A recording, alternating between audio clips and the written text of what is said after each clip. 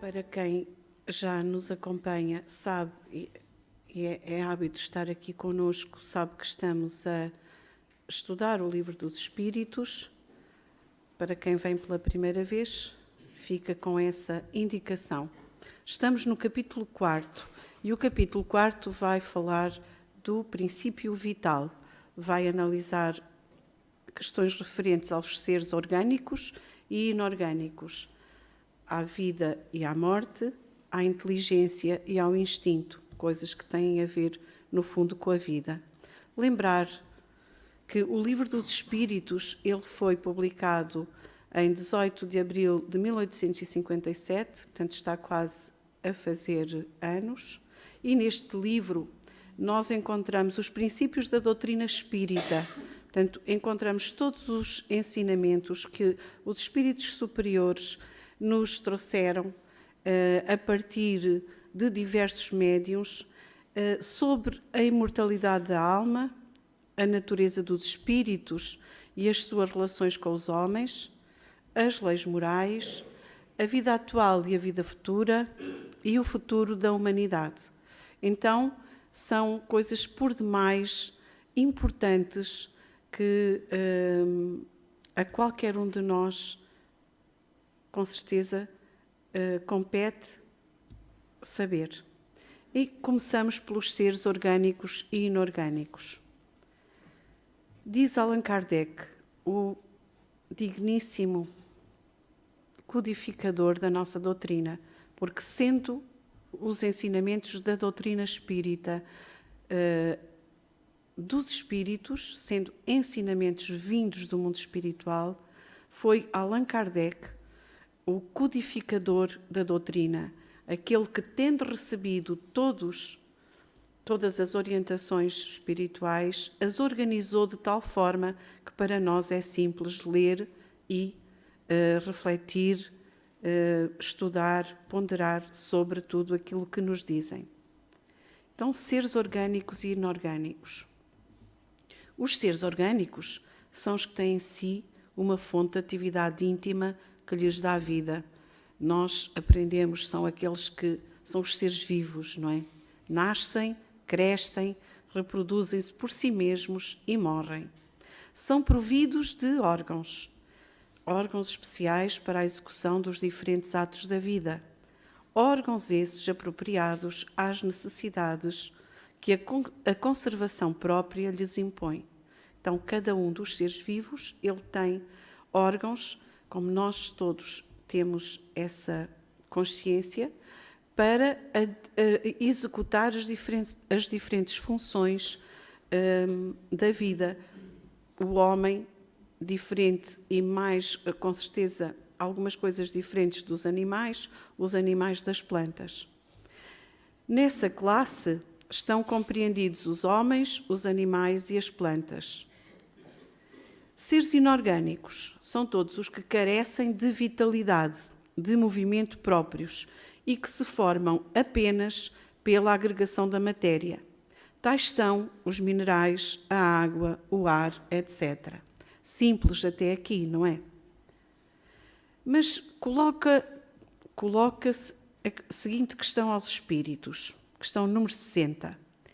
É a mesma força que une os elementos da matéria nos corpos orgânicos e nos inorgânicos? É a mesma força, a mesma energia que os agrega?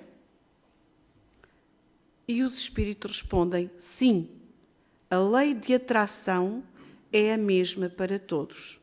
Então, é a mesma força, a mesma energia que atrai os elementos da matéria, seja da pedra, seja da planta, seja do animal, seja do homem. A mesma força.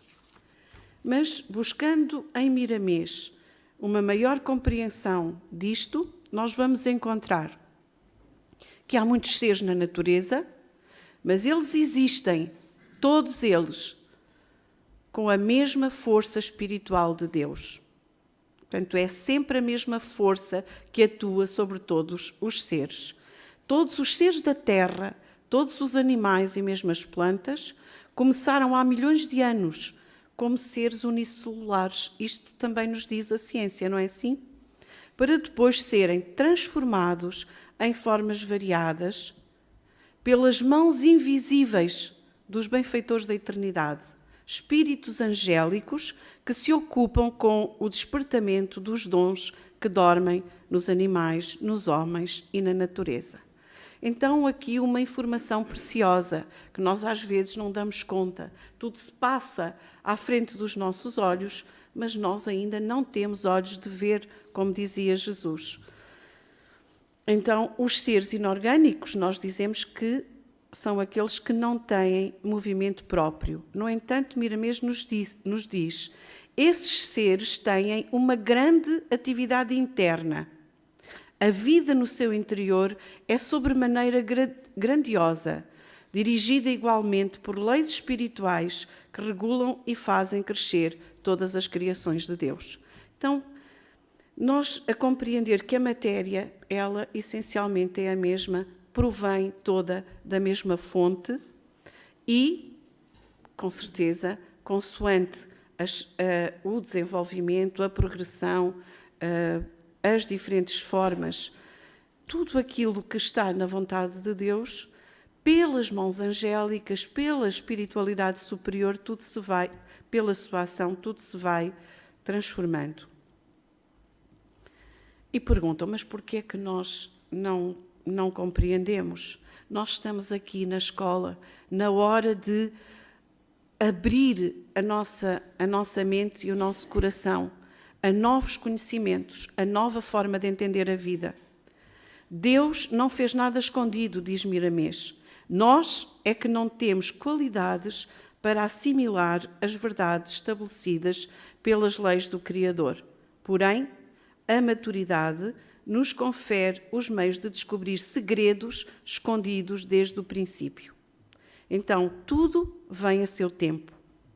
Toda a sabedoria parte de Deus, todo o amor está nele, que é a fonte. Toda a vida promana do seu seio. Então, a vida existe em tudo o que foi criado por Deus, no grau e na forma que certamente atingiu. Estamos sempre em progressão, sempre em transformação. E, assim, a matéria primitiva é sempre a mesma. Então, nova pergunta, 61. Há diferença entre a matéria dos corpos orgânicos e dos inorgânicos? Há diferença na matéria? Eu já adiantei, não é? A matéria é sempre a mesma. Porém, nos corpos orgânicos, ela está animalizada, ela está dotada de vitalidade. E vamos compreender um pouco isto. Se bem que seja, é um convite a que nós possamos ir mais tarde procurar e tentar compreender melhor. Há diferentes estados da matéria, dependendo do grau em que ela se encontra, na pauta da ascensão, porque tudo está sempre em evolução. Mas em se buscando o princípio, ela é a mesma, em qualquer lugar a que foi chamada a servir. Então, a matéria é sempre a mesma, só que vai depois sofrendo alterações. A inteligência suprema é sábia e soberana. E se nós outros achamos que existem muitos segredos na natureza, diz-nos Miramês, na verdade, existem muitos mais do que imaginamos. Os nossos olhos ainda veem pouco. Os corpos orgânicos e inorgânicos, nos seus fundamentos, têm a mesma matéria primitiva a obedecer ao tempo, à força da gravidade e ao agente universal. Toda a matéria é visitada por fora e por dentro por esse agente universal. Ele, então, esse agente, nos corpos que já mostram maturidade, passam a ser corpos orgânicos. Esse agente universal encontra coesão, animalizando a própria matéria e dando aspecto de mais vida. Por isso ele fala que nos minerais há vida, só que nós não a compreendemos. Aqui, nós, porque a matéria adquire movimento, nós percebemos melhor a vida. Ele diz, este agente universal, esse agente divino, é que faz surgir movimento próprio, caindo então o corpo na classificação do outro reino, que é o dos corpos orgânicos. Então, nos aconselha Miramês, não podemos nunca desprezar a matéria, porque ela é o primeiro passo para o nosso aprendizado. Nós passamos por todos os reinos, todos os estados da matéria. Se o espírito não precisasse da matéria, ela não existiria. O espírito é irmão da matéria, em toda a sua extensão de vida, e Deus é Pai de tudo o que existe e que porventura venha a existir. Então a matéria primitiva é a mesma, onde quer que estejas. Ao sair da fonte universal, do fluido cósmico universal, ela vai tomando caracteres diferentes até chegar à sublimação. Em todos os planos existe matéria, em todos os planos. Nós estamos no mais denso, mas existe matéria, na rarefação que o progresso a faz atingir.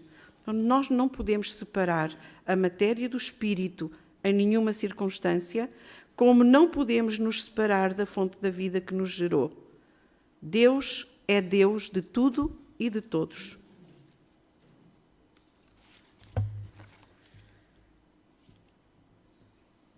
Na questão 62, então qual é a causa da animalização da matéria? Sua união com o princípio vital. Este agente divino, esta força que aqui ele já adianta.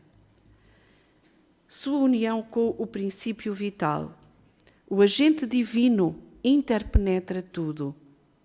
Ele é como que o hálito de Deus, auscultando toda a criação nos seus mínimos detalhes. A matéria, mais ou menos amadurecida, afiniza-se com ele e fica em estado de vivência animalizada. E, por isso, mais uma vez, ele refere o respeito que nós devemos demonstrar por tudo o que existe, porque em tudo existe os primórdios da vida, mesmo naquilo que nos parece mais inerte.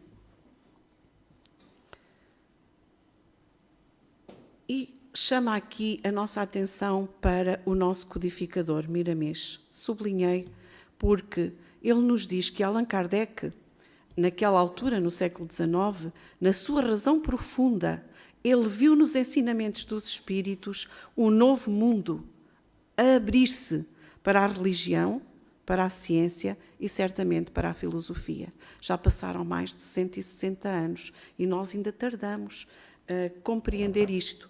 Mas Kardec, ele percebeu isso e daí esta missão que ele abraçou de pôr todos os ensinamentos desta forma. E não posso deixar de vos ler também, embora esteja ao lado, nós vivemos, esta é a verdade, ligados a vários mundos e em plena comunicação com eles e eles conosco. Então, nós estamos em progressão na Terra, em progressão no resto do universo, porque tudo é criação divino. Existem véus para serem soerguidos em todos os campos do saber. Então, a matéria, ela é a presença divina à nossa frente. Tudo na vida é fecundado. E é muito bonito isto que ele nos diz, porque o que ele nos diz é que, em determinados momentos, consoante os desígnios de Deus, do fluido cósmico universal, ele forma o fluido vital que vem animar a matéria. O sexo vai desde a forma unicelular até aos anjos, em uma ascensão de esplendor, dando e fazendo ambiente para que a vida se expresse nas bênçãos de Deus. O princípio vital fecunda a matéria, que vira mãe por se consubstanciar em movimento, expressando a vida, então, com um maior fulgor. Então, abençoemos a matéria, pois ela é o nosso veículo de trabalho e de esperança. Na questão 63, O princípio vital reside em algum agente particular ou é simplesmente uma propriedade da matéria organizada? Numa palavra, o princípio vital é efeito ou causa? Os espíritos respondem uma e outra coisa. A vida é um efeito devido à ação do agente sobre a matéria, como nós vimos ali tão bem explicado por Miramês. Esse agente sem a matéria não é vida, do mesmo modo que que a matéria não pode viver sem esse agente. Ele dá a vida a todos os seres que o absorvem e assimilam. Então, Miramês nos diz que Deus é o sustentáculo da vida em todos os quadrantes do infinito e deixa escapar de si um agente divino cujo fulgor não podemos descrever, pois os nossos sentidos são frágeis para registá-lo na totalidade. Mas ele diz, passemos a chamar esse fluido puríssimo de força cósmica, o fluido cósmico universal, que nasce das mãos do divino doador e dá início às suas intermináveis modificações, visitando aqui e ali todos os departamentos da casa do Senhor. Então, o fluido cósmico vital, universal, ele pode transformar-se em toda a infinidade de seres, de corpos, de substâncias que nós conhecemos e a que damos nomes diferentes. A força vital é filha da matéria universal, já também modificada. Esse agente magnético, ao tocar a matéria em estado de inércia, empresta-lhe movimento e esta dá-lhe o seio, em um estado de fecundação valorosa, correspondendo assim à própria vida. Quando a matéria assimila a vitalidade, ela modifica a sua interestrutura e abre-se como uma flor na sensibilidade peculiar ao princípio da vida. A matéria, para receber o Espírito, Filho de Deus, na expressão do Evangelho, é necessária a sensibilização pelo fluido vital, intermediária entre um e outro, ponto pela qual os dois se conhecem na intimidade. Então, a matéria, o Espírito, para se ligar à matéria, precisa do princípio vital. Tudo vem de Deus. E ele nos chama a atenção que em tudo na nossa vida há intermediários. Que a questão do fluido vital ser um intermediário não é nada de extraordinário, porque ele chama a atenção para o Sol. Nós precisamos do Sol, que é a vida, mas ele não chega a nós sem um intermediário, que é uma camada de ozono que nos protege. E diz que se pensarmos nas nossas relações também, nós temos intermediários que medeiam entre até as trocas comerciais, não é assim? Porque, por norma, assim é. Então, concluindo, ele diz que a lei em todo o universo é de modificações e compete a nós todos entrar e respeitar essa lei, modificando o nosso mundo íntimo nas regras estabelecidas por Jesus ao alcance de Deus. Então, tudo se vai transformando, vemos, é sempre a mesma matéria, o halo divino de Deus vai dar origem a tudo e, no caso da matéria orgânica, ela, na matéria vitalizada, ela é fecundada pelo princípio vital, que não é mais do que uma modificação do fluido cósmico universal. E tudo no universo obedece às mesmas leis. Então tudo se vai transformando com o tempo, com o desenvolvimento, com a experiência, com a maturidade e, no nosso caso, com a tomada de consciência. E a questão 64, a última questão. Então vimos que o espírito e a matéria são dois elementos constitutivos do universo. O princípio vital será um terceiro? E os espíritos respondem, é sem dúvida um dos elementos necessários à constituição do universo, mas que também tem a sua origem na matéria universal modificada. É para vós um elemento como o oxigênio e o hidrogênio, que entretanto não são elementos primitivos, pois que tudo isso deriva de um só princípio, e nós já percebemos, de um só princípio, a energia cósmica da sabedoria e do amor, a energia de Deus. Parece resultar daí que a vitalidade não tem seu princípio num agente primitivo, distinto, e sim numa propriedade especial da matéria universal, devida a certas modificações. E os espíritos respondem: isto é consequência do que dissemos. E, ainda com Miramês, entre a matéria e o espírito existe esta terceira força, que recebe variados nomes, inclusive energia vital. A força vital percorre todo o corpo, afinizando-se com ele em todas as suas nuances e sensibilizando-o para que o espírito possa nele morar temporariamente e dominá-lo em todos os seus impulsos. Então, nós somos um espírito a habitar este corpo que é vitalizado pela energia vital, energia vinda do fluido cósmico universal, energia vinda de Deus. A matéria primitiva continua a ser a mesma em todos os estágios da vida manifestada.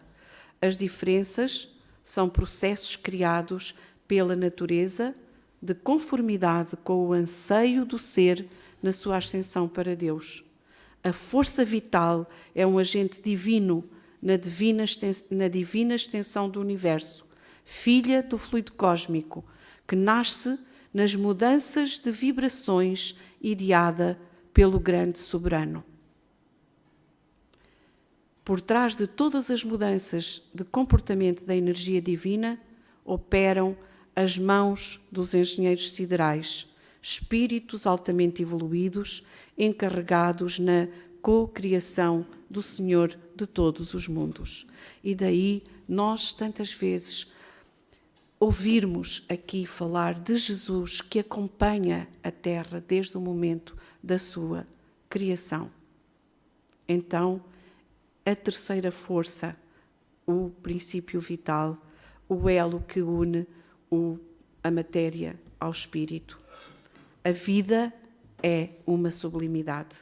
Quem quiser vivê-la sob todos os aspectos, observe a harmonia do universo, copie a sua cadência e procure viver e respeitar todas as suas nuances.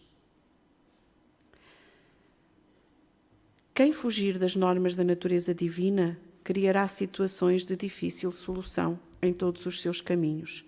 É por isso que o Evangelho segundo o Espiritismo nos indica que fora da caridade não há salvação. A caridade se realiza quando respeitamos todas as leis criadas por Deus para garantir e sustentar a sua grandiosa criação. Então, terminando, eu termino com a frase com que Miramês também termina a explicação, o esclarecimento a esta questão.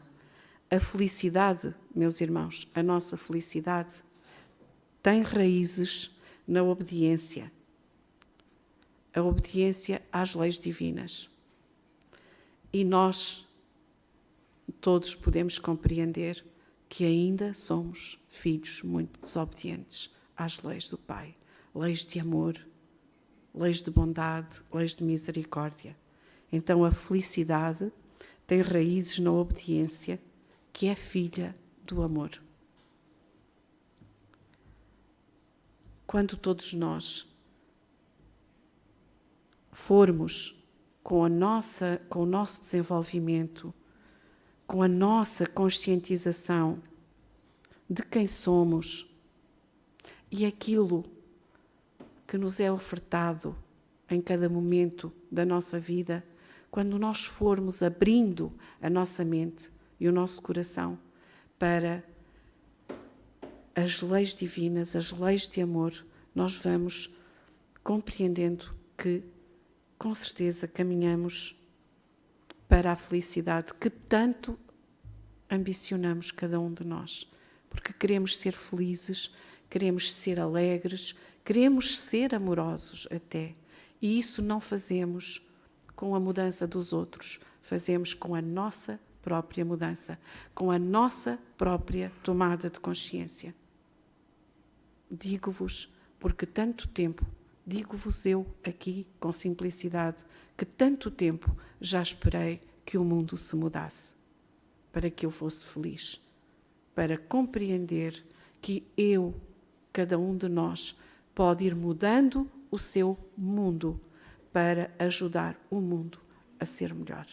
Então, estamos agradecidos, profundamente agradecidos, por termos chegado aqui e podermos, a par e passo, com o nosso passo, porque o Pai não nos obriga, nunca nos obrigou a andar mais depressa do que nós podemos, mas temos tudo ao nosso redor, temos tudo ao nosso alcance para irmos crescendo, para irmos alimentando o espírito que somos. E quantas vezes, meus irmãos, nós só pensamos no alimento do corpo que temos. Então, tomar consciência de que somos muito mais, e de que tudo está ao nosso dispor, é muito bom, sabendo que é só dar o primeiro passo. Ficamos mais perto, em cada passo, da meta que queremos alcançar. A espiritualidade está connosco. Os nossos irmãos do lado de lá, que estão do lado de lá, que é já aqui, nós não vemos, a maior parte de nós ainda não temos olhos de ver, eles nos esperam ansiosamente, tentando que nós compreendamos para sermos mais felizes. E é isso tudo que nós queremos, ser mais felizes, e para isso temos que ser mais amorosos, para levar um pouco mais de amor em nós, um pouco mais de paz, um pouco mais de esperança. Possamos agora abrir o nosso coração, o nosso ser, às bênçãos que vêm do alto, através dos seus corações amorosos, através do coração amoroso de Jesus.